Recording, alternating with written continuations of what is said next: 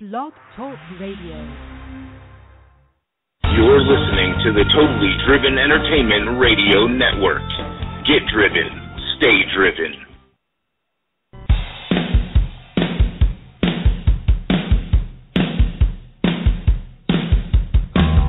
It's time. It's time to get driven. It's Totally Driven Radio with your host, Bay Ragney and Nick Wilkinson.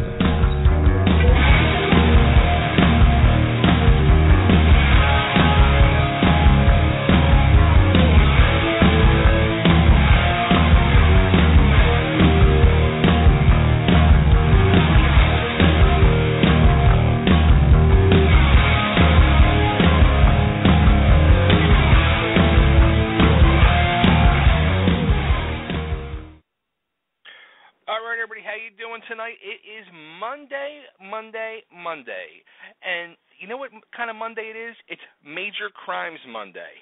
That's right, we're doing a special with our good friends from Major Crime, our good friend, Mr. Tony Denison, possibly G.W. Bailey calling in. It's going to be a good time. It's going to be a lot fun time, and a time of crimes, major crimes. Real quick, just got to say, before I get Tony on the line here, we now have hooked up with Audible.com as of last week, so I want to welcome Audible.com aboard. They are now one of our sponsors of our shows, and all the shows on our network are Totally Driven Entertainment Network.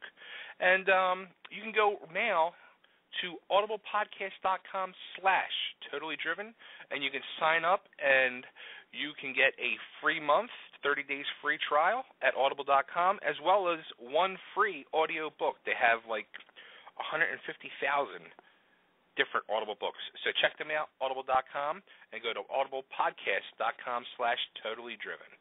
All right, it's that time. The man known as Flynn, Mr. Tony Denison, welcome back to Totally Driven Radio. How you doing? Good. How you been, my friend?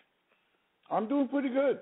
It's that exciting time again. It's season 3 is upon us.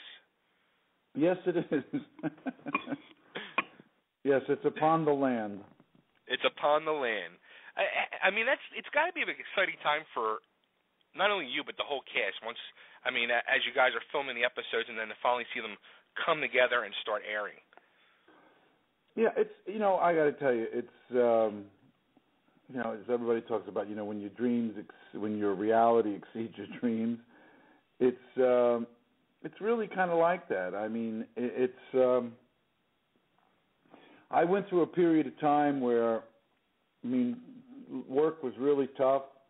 My career slowed down almost to a standstill. Right. I just kept thinking, all right, and I would pray to my higher power, and I would just say, look, whatever goes on, just help me to be happy.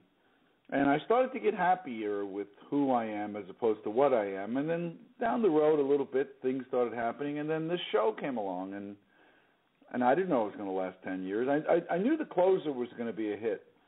I didn't know how much of a hit. And right. I also knew subsequently that Major Crimes was going to be a hit. But again, nobody could have predicted that it would be not only a hit, but even a bigger hit than The Closer. Yeah, you would think with the kind of like a changing of the guards almost. With Kira Sedgwick leaving and you guys going and doing your whole new show, and you had to be kind of nervous with the little change, but the fans stuck with you, and you seem to have grown bigger. Actually, yeah. In fact, the male demographic went up. That's what I was told. I don't know. There were certain things that were happening with the show that, Raymond Cruz and I, we were talking one day, and somebody was saying, well, what do you think's going to happen? Do you think the show's going to be okay? You think we're going to survive? And Ray Cruz and I both said, oh, yeah. They said, we didn't know if the show was going to be as big a hit as The Closer, but right. Like I said, we knew that the show was going to make it because you have the same cast. The cast that stayed, which was nominated 5 times for an ensemble award against, right. Ensemble awards are tough to come by when you think about the shows that are out there. At the time, it was The Sopranos, Mad Men, Boardwalk Empire, Game of Thrones was just coming on the scene. So that was no small feat. And so we had those 5 nominations. We had the same producers, James Duff, and writers. And we also had Mary McDonnell, who, you know, when you think about Mary, I mean, she's been nominated for Academy Awards twice. You know what I mean? Right. So you don't get nominated for Academy Awards because people feel sorry for you. They nominate you because, you know, they really like your work and the projects that she was in at the time that she got nominated. So I felt that there was going to be this, I don't want to sound all new agey, but I thought there was going to be this sort of harmonic convergence, that it was just all going to just come together. And, you know, thank you, Kira, you know, for the 7 years you put in. And, you know, and putting us in a position to be on the air and have fun while we were shooting the 7, you know, the ensemble that she was the head of, you know, was great. And then we lose, you know, a key element in the ensemble, her and J.K. Simmons, and we replace it with Mary McDonnell. And guess what? We're still rocking and rolling. So it's now. You just had, like you said, you started off where you said, like, you went through kind of a period where it was kind of slow for you as an actor and having work. So when something like that happens, it's got to, like, deep down kind of scare you. Yeah. Kind of slow is sort of an understatement. Look at it this way. It was so bad that if my mother was a casting director, I was going to have a tough time. I was having a tough time getting a show. I mean, it was really, I didn't know what the hell happened. Now, how about this, too? Do you think, beside, you know, the great cast and the great storylines that go along with it, do you think maybe has social media has any play as well in the popularity of the show? I don't know. That's a good question. I mean, I know that there's, you know, Twitter madness for the show, and also lots of Facebook hits.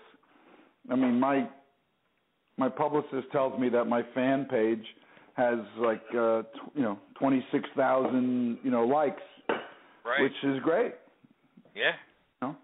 So you know, I don't have the same kind of likes that, let's say, like Tom Cruise has, but you know, it's pretty good.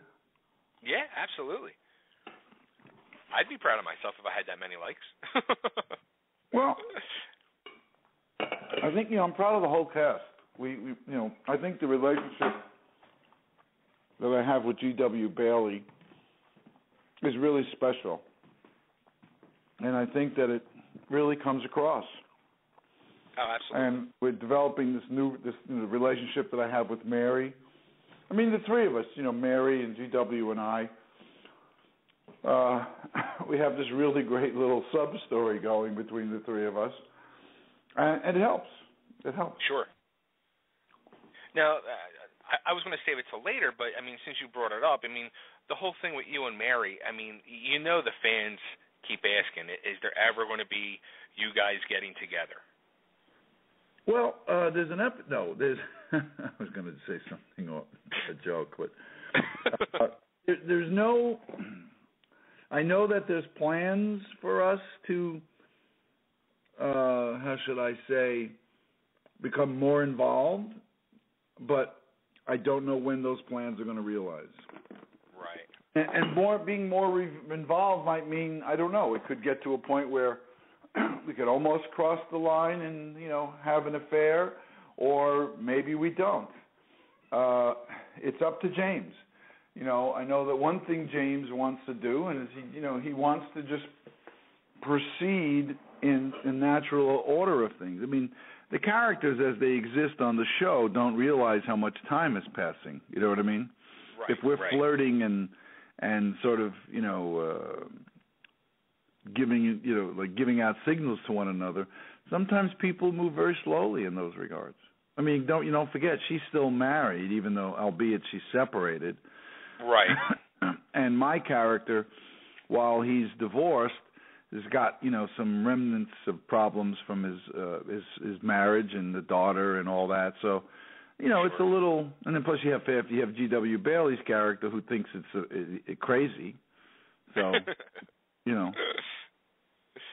Now, and I'm going to relate you guys to like an SVU with like Stabler and Benson for all those years, and it was kind of the same thing because they were so good together as partners that everybody, like all the fans, like would cry out that they wanted Stabler and Benson together. And it's almost kind of like the same thing with you guys, where you guys have that chemistry so good together. I think it's the same thing, but don't you think it could end up maybe hurting instead of helping? Well, I mean, I don't know. I mean, people can come together. I mean, again, I don't know this is the case. I'm just saying as a for instance. Sure. In trying to respond to your question. I mean, people can come together and they can have a relationship and then realize that that it's not working out, and they can just, I mean, I've certainly stayed friends with some of my ex-girlfriends, and some people do, some people don't, and obviously since our characters have a professional relationship too, which is mutual admiration for what one or the other does, I don't know how those work. I've talked to a few police officers and a few detectives, and while it's not uncommon, it's not something that if it goes awry means that it's like there's friction and anger and all that. I mean, that could happen too. Which could make for some really interesting drama. Yeah, absolutely. I mean, Sharon and Andy could get together and they could have a great relationship and then fall apart and then have this friction that, may last like a season or two. Who knows? Right. Or, they may get together and decide, hey, this was fun, but it's, it's really not what we wanted it to be. Or they may get together and say, wow, when do I move in?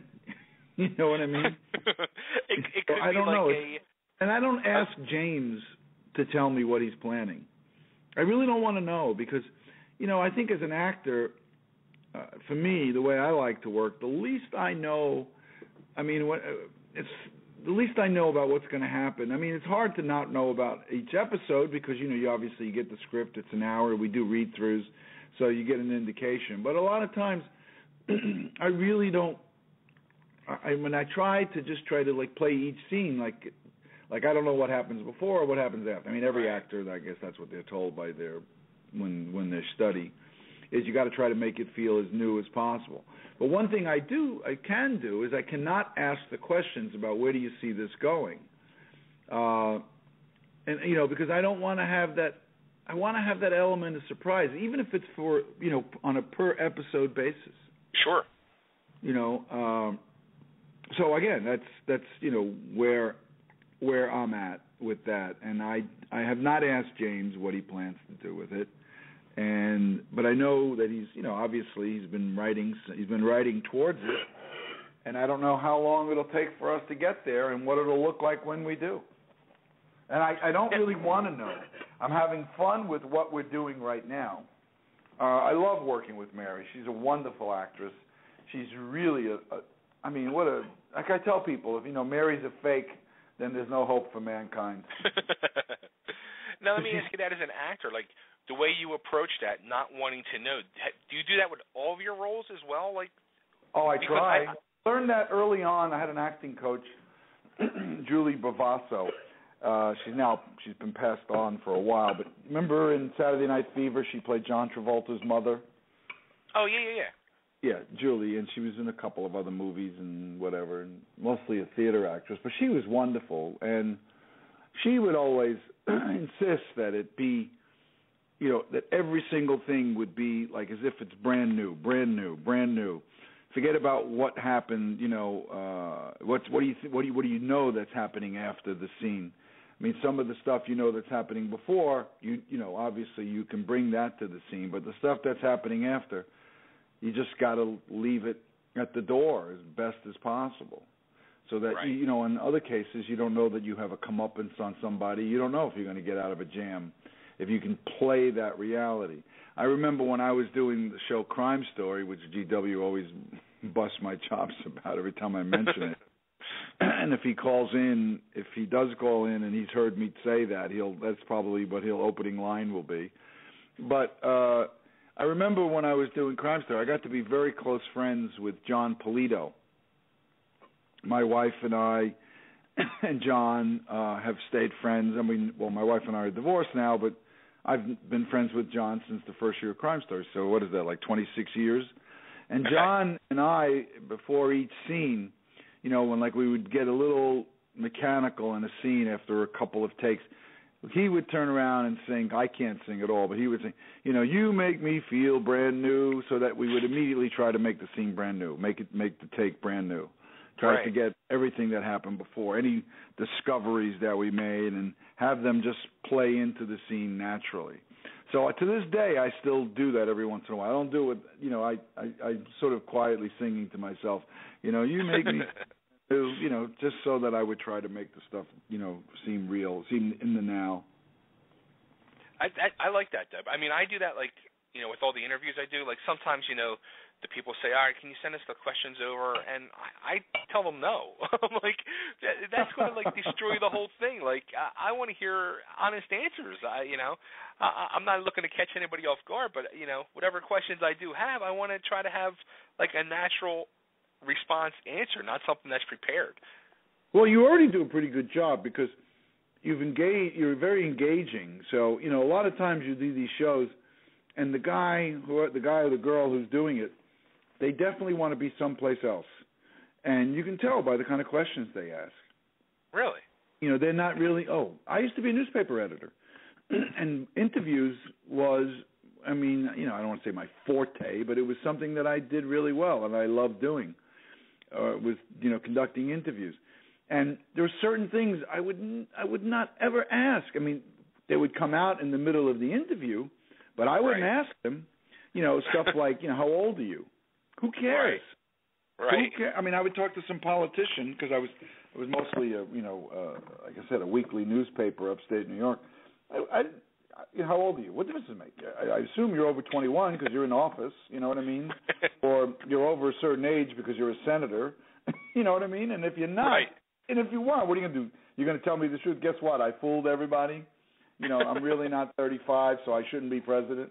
I mean, I'm more interested in other things, but inevitably, the age comes out, and they'll say something like in this particular business, they'll say stuff like, "Well, tell us a little bit about your character." Well, didn't you read the liner notes? Didn't you read all the bio information that they supplied?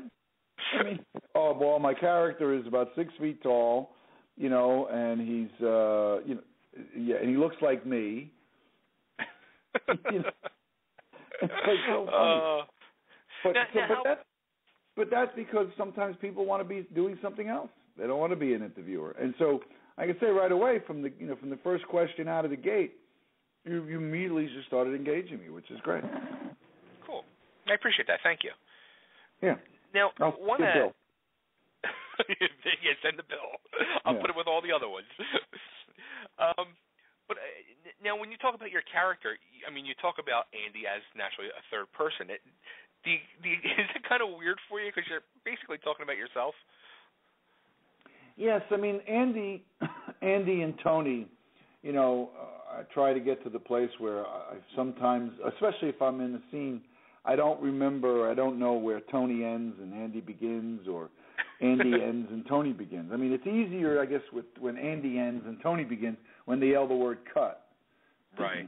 And then all of a sudden, I just come right back to being me. I know some actors like to stay in character for as long as they possibly can. That's not how I do things, but I don't think that people who do that are, somehow, doing something that I can't support. Wow. But I find myself being able to go in and out of my character when necessary, and depending on how it fits, But again, try to make this a shorter answer. The shorter answer is, as an actor, there are certain things that I have in my life, experiences, that I try to make relate to what the character is going through. And obviously I've not ever been a police officer, but I've seen and done certain things in my life that have produced an emotional response. And when I'm given a scene to do in lines of dialogue into playing with another actor, immediately my job is to try to find ways to see if there's anything there that, an emotion that has been familiar with me from the past, and to try to tap into that. And then I think the longer you play a particular character, I don't think you need to think about that anymore. I think it just sort of comes naturally. I think I like to hope that it does. I mean, but who knows? I mean, I don't know. Again, I try not to do the same thing over and over again and rest on my laurels, as they say. Right. Because the TV, since you do it week after week after week, if you're not careful, that character, can become incredibly boring to play, and then ultimately incredibly boring to watch. Now, how you had said earlier that I guess you don't go to the writer to find out things like what's coming up for your character or the storylines, but no. Do you ever suggest things or ideas or? Yeah, sometimes I'll say stuff. I'll say, hey, do you think there ever could be an episode where, Andy and I mean, where, G-Dub, Flynn and Provenza get involved in this or get involved in that? And sometimes they'll say, oh, okay, we'll think about it. The favorite episode of all the viewers of both shows still to this day is the episode where Flynn and Provenza find a dead body in a garage and then don't really call it in right away. Well, that happened one day when James Duff came to the set. In the first year we were shooting an episode, and we were in a garage on some, looking for evidence. And he's looking, and he goes, I just got this idea. And I said, well, for what? He said, I think I'm going to write an episode where Flynn and Provenza find a dead body in the garage. He goes, not exactly sure, and they don't call it in, and I'm just trying to figure out, the whys and the what fors in my head right now. And that was it. And then the next year, this episode comes along called Skybox Tickets, and it was a blast to be in. I mean, it was just so much fun. But that's about the only sort of foreshadowing that I had of what was going to come, And I think I asked him at the time. I said, what is it going to look like? What's going to happen? He said, well, I don't really know yet. So, who knows? Just. Now, how about do you ever do you sit and watch the news and you see some horrific murder story come on the news, and then think to yourself I wonder if this could be an inspiration for a story on our show? I think there was one particular story I told them about, but it was a long time ago, and I know that they said that they would pardon me, that they said that they were considering it. The problem is that they've got so many stories based on real events, real life cases, that there's no shortage of they're not like they're sitting there, oh, what are we going to write about this week? I mean, they've got plenty of stuff to write about. I mean, Mike Bertram, the former lead detective for the city of Los Angeles, who is now a producer on our show as well as a writer and a technical advisor, he said, Tony, there's no shortage of stories, none whatsoever. And he would tell us stories like some of the stories we do, they have to figure out a way to make them seem like they're real, because you would think nobody would do anything that insane. Yeah. They do. It's amazing. So yeah, and the scary part is, I guess that's why there's actually so many police television shows all these years, and they're so successful. Because I mean, if you're always looking for a conflict between, I hate the words, but good and evil, and whatever. right. Where else can you find, it in large supply? In the police department, whether Right. Los Angeles, New York. I mean, hell, it could be Moscow, for God's sakes, or Right. You can find those kind of stories everywhere, and and with the advent of the serial killer now, it's just there's no ending to the amount of man's insanity, man's Right. inhumanity to man, on a global scale or on a local scale. It's there, and the police, uniform or non-uniform, deal with this every single day. Right. Like I said, my life exists between action and cut. Their life exists between when they wake up and then when they go to bed at night. Right. Now, with all that being said, can you see Major Crimes being like an SVU and going on for like a 16, 17-year run? From your mouth to God's ears, even if like GW says, well, even if I'm chasing the bad guys in wheelchairs, he said, or with a walker. Yeah, why not? Why not? Yeah, I agree. I mean, right now, what we're all aware of is if the show, or should the show get 100 episodes or more, should we be blessed in that direction?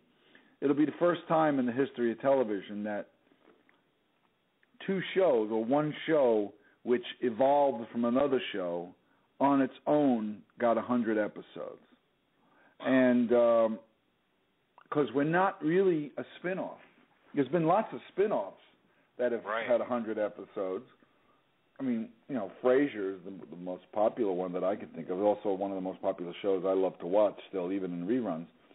But, Frasier spun off from Cheers, which, one went well over 200 episodes, and so did he. Sure. But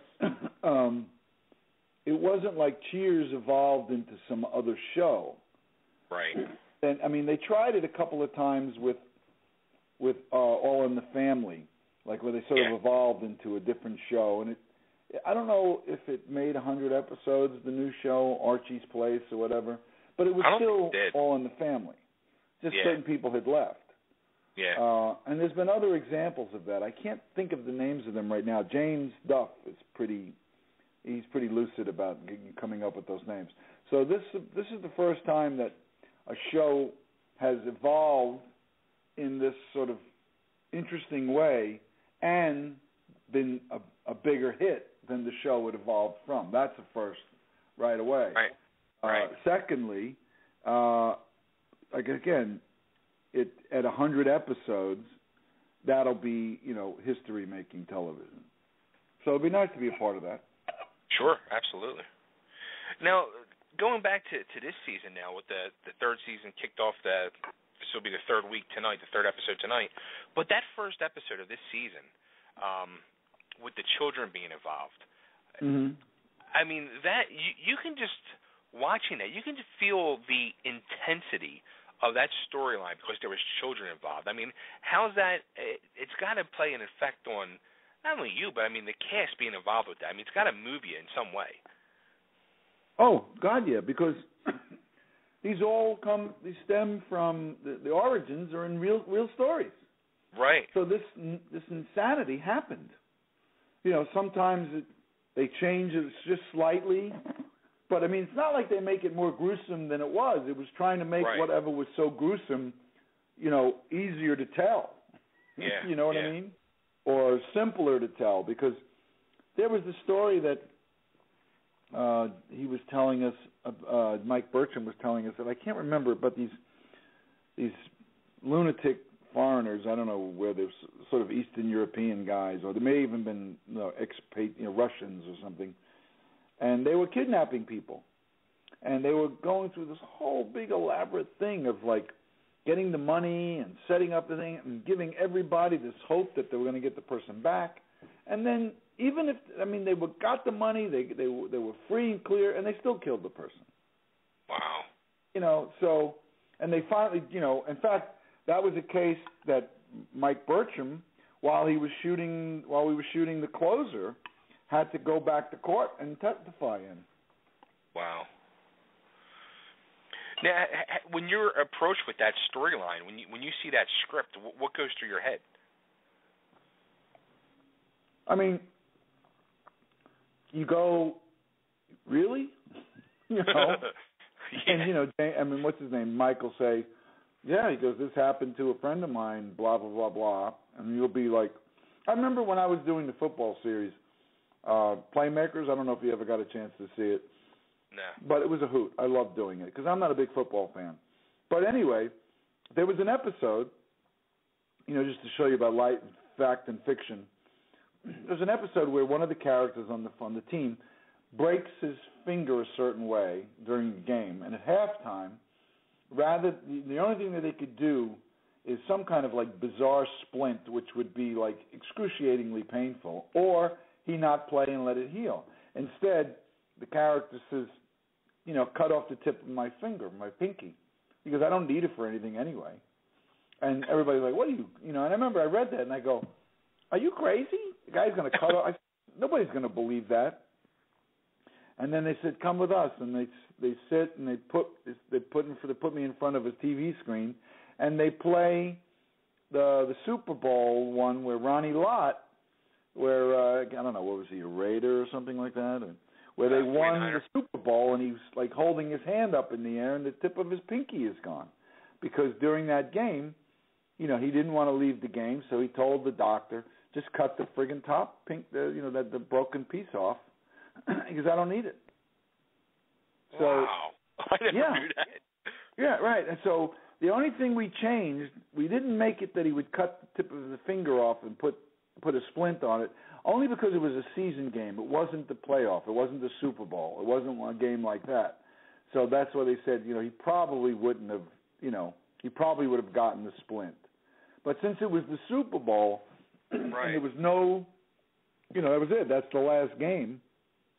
So you look it up. Ronnie Lott cut off the tip of his finger. Had him cut off the tip of his finger. So when you write that in the story, people go, what? I remember I read it. I was like, what? I said, come on. And then they told me, he said, oh, you guess because they knew I wasn't a big football fan, so I wasn't privy to a lot of stories, and they told me that, and they showed me that, and I was like, oh, my God. So.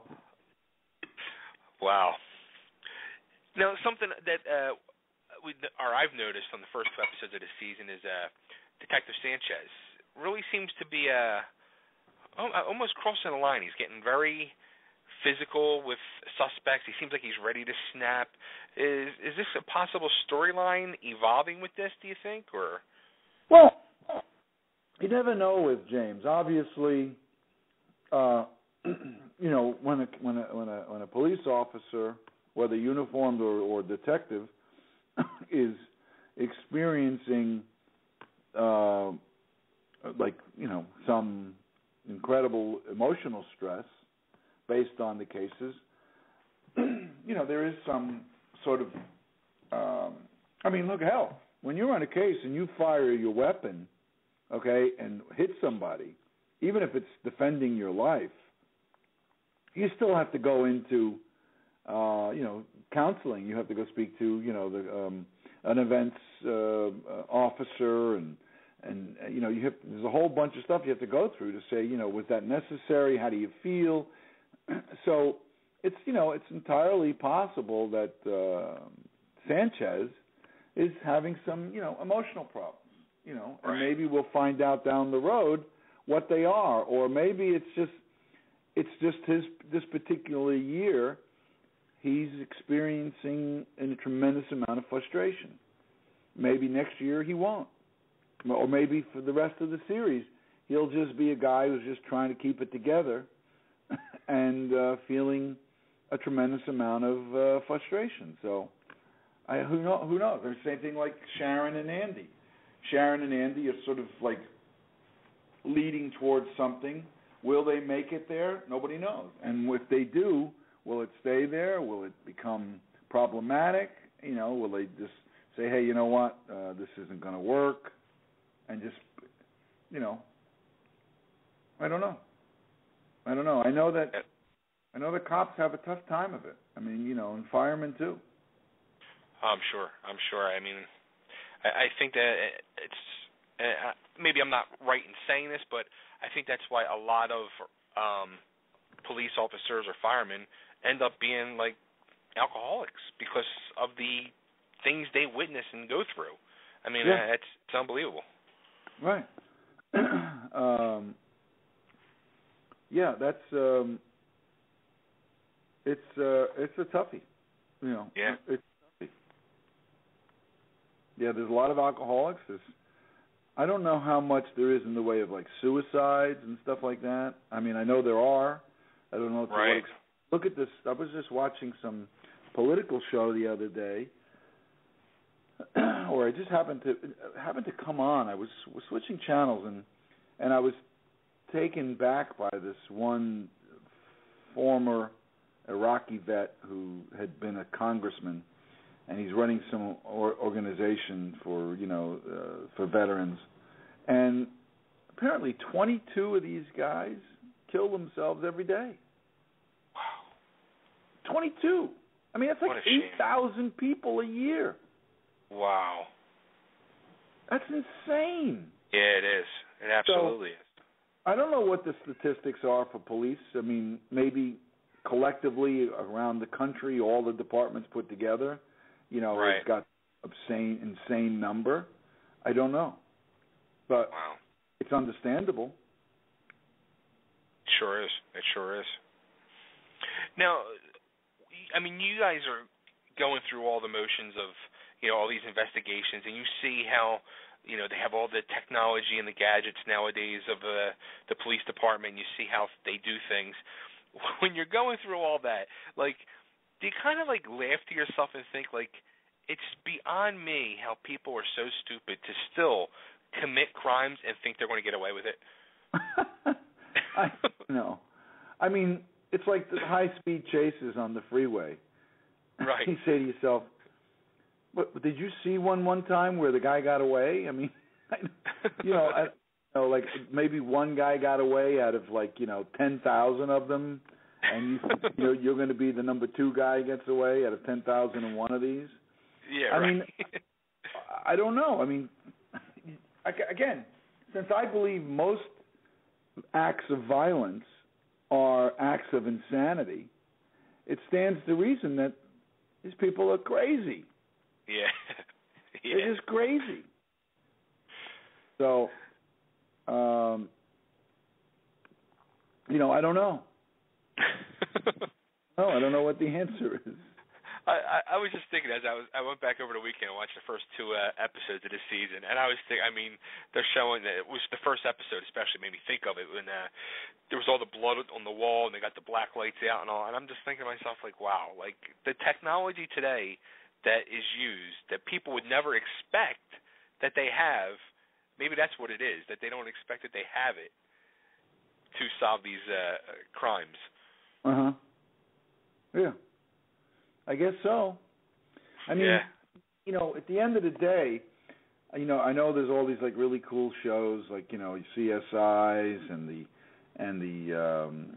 NCISs and all that, which deal with what is it called? The scientific evidence and trying to solve cases and stuff, right. by using that sort of using that equipment. But at the end of the day, most cases, I don't know what percentage, but it's a really, really, really high percentage, is solved by cops just using plain old simple shoe leather. Just, walking from door to door, canvassing a neighborhood, asking questions of witnesses and stuff like that. And they just sort of walk around and do that stuff. Right. And even a lot of the material that's brought to the CSI labs comes from people on the scene who go out there and collect the information. Mm-hmm. So you can take all the high tech stuff in the world and maybe it helps speed up solving some of the cases, but most of the cases begin with shoe leather. And it's the same thing with reporters. Right. What's their names? The famous guys, Woodward and Bernstein. Look at the shoe leather these guys burned trying to track down that story. And that was before cell phones, for Christ's sake. Sure. So there's a lot of shoe leather. And even with cell phones, there's a lot of shoe. You know, they all become aids in helping develop, you know, a conclusion more quickly. Right. But, excuse me, but at the end of the day, it's still feet on the ground, walking from, even if it's driving everywhere you drive, you get out of your car, you go knock on the door. You don't drive by and scream out to the front door, hey, come out here, we want to talk to you. You know. Now, how about you yourself as an actor? I mean, you've played many roles over the year, whether it's been a police, detective, military, doctors, mobster. I mean, which role has been your personal favorite to play? Well, I played, you know, interestingly enough, I played a character one time on a sitcom. I mean, Ray Luke on Crime Story was clearly my favorite because it was my first big break. So, you know, I was so happy to be playing that character. But I once did a sitcom where I played a real blue-collar kind of guy who, like, you know, was the manager of a parking garage in some, you know, high-rise building, and he had a wife and 3 kids, and, you know, and the wife worked, and, you know, the kids were good kids, and, you know, and I, to me, it was like an homage to my dad. My dad was a truck driver, real blue-collar guy. My mom was a seamstress, also blue-collar. And so when I was doing that, to me, it was an opportunity to just, like, you know, pay homage to my father. You know, so that's what that was. So that, in a sense, that became like a really favorite job for me, favorite role for me. And I guess I'd have to say that I really like playing Andy Flynn because he's a very, very human cop, very fallible cop. You know, that's the thing that's so great about our show is that, not to say that other shows have, you know, they do superhuman things. It's just, they're just saying for us, you know, I mean, I'm sure I would have as much fun playing on, you know, the Law and Order SVU. I would, or even on Law and Order, I would have had fun doing that. Those are very human kind of roles. But I get an opportunity to be on a show because those other shows are already cast, so I can't be on them playing those roles. So I get a chance to be on this show, you know, playing this character, and it's a fun character, you know. At the end, and then, you know, I get further blessed by having G.W. Bailey be on the show with me. Sure. You know, I mean, the joy that we have playing together is just—it's amazing. It's just amazing. I mean, you don't get that very often. You know, you can have, you know, good characters and they have their interplay, and, you know, because I have some good moments with Raymond and with Michael Paul Chan and, you know, and with Kieran Giovanni. You know, we have some good stuff, a couple of chuckles, and also some serious. But with G.W. Bailey and I, it's gotten to the point now where our characters, I mean, sometimes we just give each other a look and raise an eyebrow. Yeah. You know? Right. You raise an eyebrow, and all of a sudden, it's not even scripted, but it's so much fun. Now, have you or any of the show been approached with the whole explosion now of, like, these Comic-Con conventions? Like, we just had this past weekend here in Philly was the Comic-Con, and, like, it attracts like 50,000 people in one day. I mean, it's a major thing now. Have you guys ever been approached for this, or would you be interested in doing something like that? Or Well, we've not been approached. I don't know if we would be because we're not really, you know, science fiction in that sense. I mean, I know, like, Mary gets invited all the time because of Battlestar Galactica. You know, right. And she does a lot of these conventions around the country, you know, but she does it for charity. For, you know, these kind of things. I mean, I have a girlfriend who is a Comic-Con devotee, so, you know, through some connections, I'm able to get her to get down there, and she's just in seventh heaven. Yeah, it's really amazing the explosion that it has taken off with this. I can't believe it. Yeah, she dresses up as Batwoman, Catwoman, or Poison Ivy, or Kill Bill, or Marilyn Monroe. She does all these things, and she goes down there, and every time she does, Entertainment Weekly always features her because her outfits, which she makes herself, are as good as anything that costume designers come up with. That's awesome.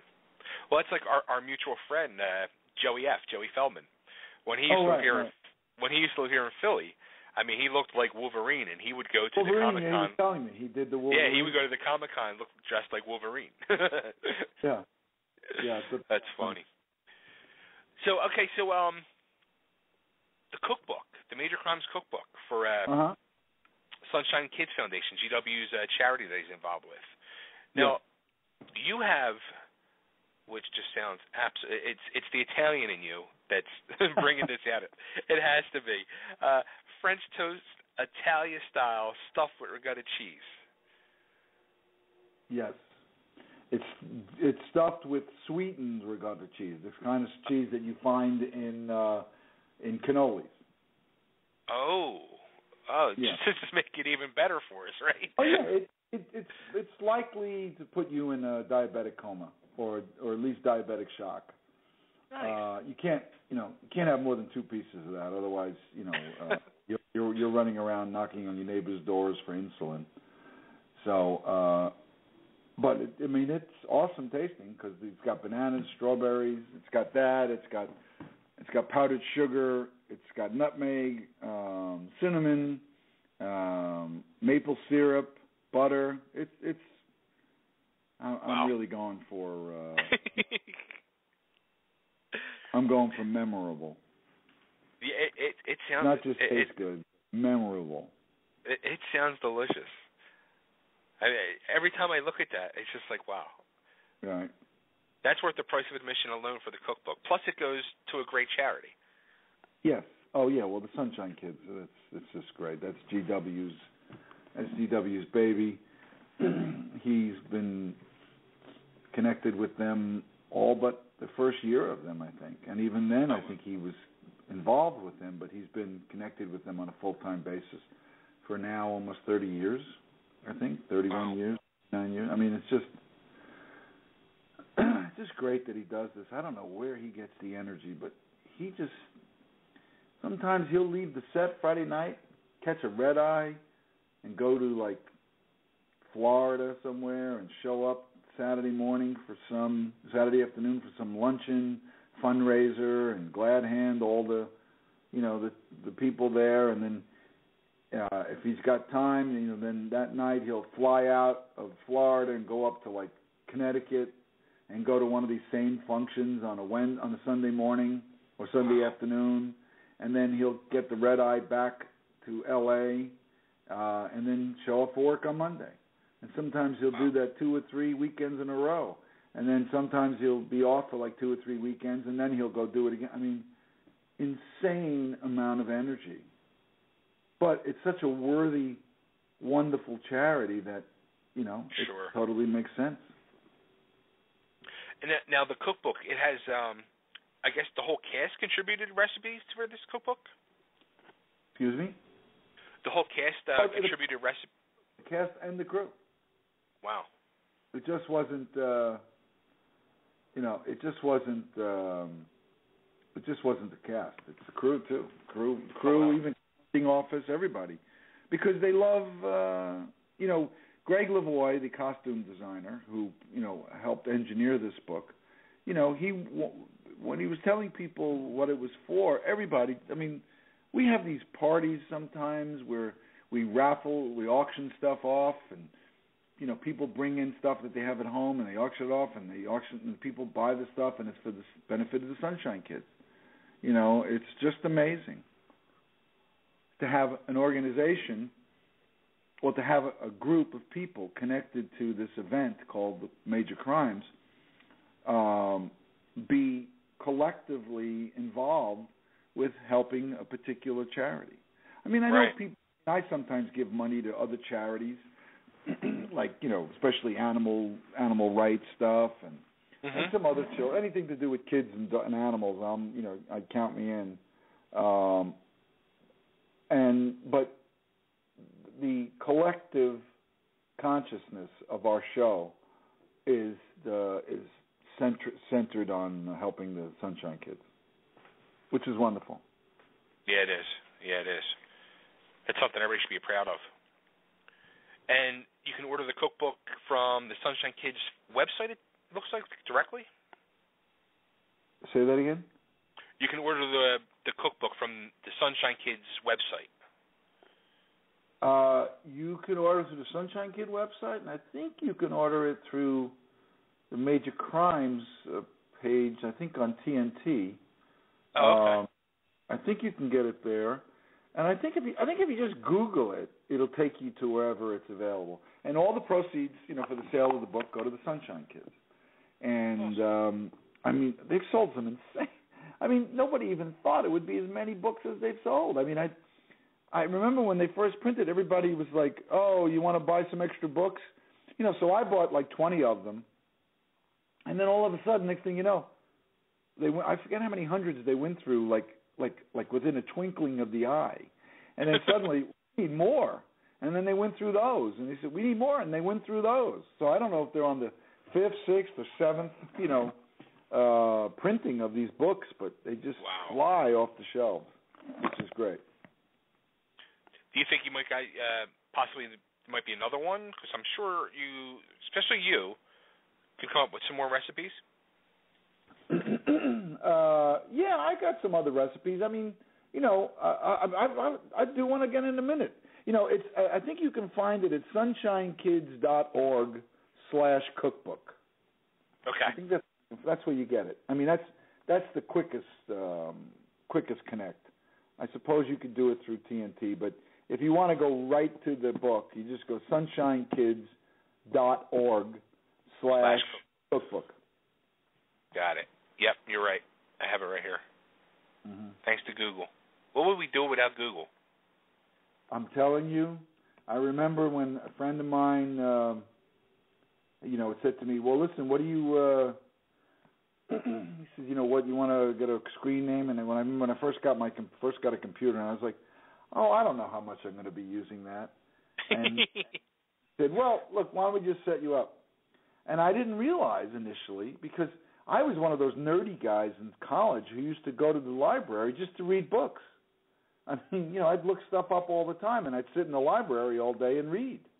Right. And so when I realized what was available at my fingertips, the Library of Congress is available in one click, and and the Library of the Worlds are available in one click.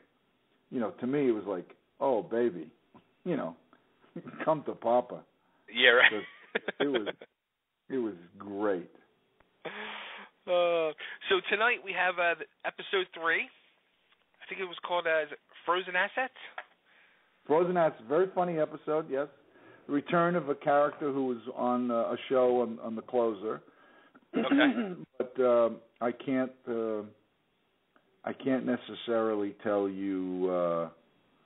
I can't tell you who it is because it'll give it away. Okay. But it involves it's only a fun a dog character. being murdered. What? It involves a dog being murdered. Yes, a dog being murdered. Yes. Yes, it is. Yes, it is. So, I mean, now, when you were approached with this storyline, I mean, this is a little different than the episode 1. I mean, how do you look at this one? And I'm sorry, I misunderstood the question. How do you look at this, like, when you're presented with this script for this story for tonight's episode? I mean, how do you look at this episode differently than when you're looking at that one for the first episode? Well, I mean, there's a little bit of humor in everything in life. I don't know what's funny about, like, if you're a person who slips on a banana peel and you fall on the ground, there's nothing really funny about that. But watching it is hilarious. So So I would think that I think that when we get these scripts and there's this sort of like odd bent to it, it's fun to do something a little different, like a little quirkier. But it's not even remotely less based on reality. This is again the origins of this character when he showed up on The Closer were based on a true character who the police were dealing with, and now this story is true to his character in terms of the kind of like crazy stuff that he would do. So. So it's going to be an interesting episode tonight, and everybody needs to tune in 9 p.m. Oh, it's very funny. You'll enjoy it. You'll get a kick out of it. 9 p.m. on TNT, Frozen Assets, Major Crimes. Yes. It's going to be interesting. Something else you guys got to really be excited is the whole big marketing push of TNT with the whole Boom commercials. I love it. Come up with these things quite often. I mean, if I remember the first year we were doing The Closer, it was, what was it, Drama Matters or TNT? They had, now it's been so long, I forget what it was. But, we know drama. That was it. We know drama. That's it. And they've had a few of those kind of campaigns. It's just looking for some signature for the year, trying to keep it fresh. Mm-hmm. They're sitting in their offices. They're trying to say, okay, what can we do a little differently this year? Change is good. Yeah. And trying to, come up with these interesting, they're doing it for the benefit, really, of their fans, the fans of the network. So. Absolutely. All right, so everybody tune in tonight, 9 p.m. on TNT for Major Crimes. See Tony, GW, and the whole cast doing what they do best. Yes. Solving crimes. Yes. Well, anything else you wanted to add, Tony? No, I think that's it. Just that thank you for this opportunity. I'll do it again with you. Maybe I can, get some other people who, it's hard because everybody else is still filming today. Oh, okay. I just happen to have a scene in the morning. Even Michael Paul Chan, who was in the scene with me in the morning, he's in all the scenes for the rest of the day. So It's very difficult to, it's like I try not to make any commitment to anything on a day that I'm actually filming, or especially during the time that I'm filming, because even if somebody says, "Oh, well, as soon as the cameras turn around, then I'll have like 15 minutes," and you'll think, "Okay, fine," you'll run into your trailer, and then they go, "Oh, we're okay, we're already set up." Wait a minute, you said that 15 minutes. Oh, well, we got it done quicker, And then lunch is the only time really where you might have a shot. But then again, what time is going to be lunch? What time is lunch going to be? Could it be 1 o'clock? Plan, but they went a little over, so then it's 1:15, and then you want to get something to eat, and so you go get some food, you bring it back to your trailer, you sit down on the couch for a second, and you fall asleep. So. Now, with you guys still filming, now I could be wrong in this, but is it? It seems like nowadays, like you guys are still filming into the season, and it seems like a quick turnaround to put the episodes together. Was it always like that, or was it? Yeah, all the time. Okay, I was always under the assumption, like years ago maybe, that it was like filmed way in advance. Nope. Huh. No, some shows do that, but we don't. Okay. Some shows do that, but we don't. Interesting. All right, cool. Tony, you're a great friend of the show. The door's always welcome for you whenever you want to come back. Always love talking to you about the show, food, and everything else. Guaranteed, I'll be there. Great. Thank you. Have fun, and we'll be tuned in tonight, 9 p.m., TNT, Major Crimes. Okay. Thanks, Thank you Tony. very much. You're welcome. Take care, my friend. Okay, you too. Bye-bye. See ya. All right, everybody, there he goes. Tony Denison. Lieutenant Eddie Flynn, Major Crimes. Fill this in on a lot. A lot's happening. Episode 3 tonight, Frozen Assets. Make sure you tune in. And I want to thank everybody for tuning in tonight. And make sure you thank our good friends at Audible.com for making this happen. Audible.com. Go to audiblepodcast.com/totallydriven, and you can sign up there, and you can get a free 30-day free trial of all their audiobooks, and you get one free audiobook, thanks to us here at Totally Driven Radio. All right, everybody, thanks for tuning in. And actually, we got another show coming up at 9 p.m. Eastern tonight, unfortunately during Major Crimes.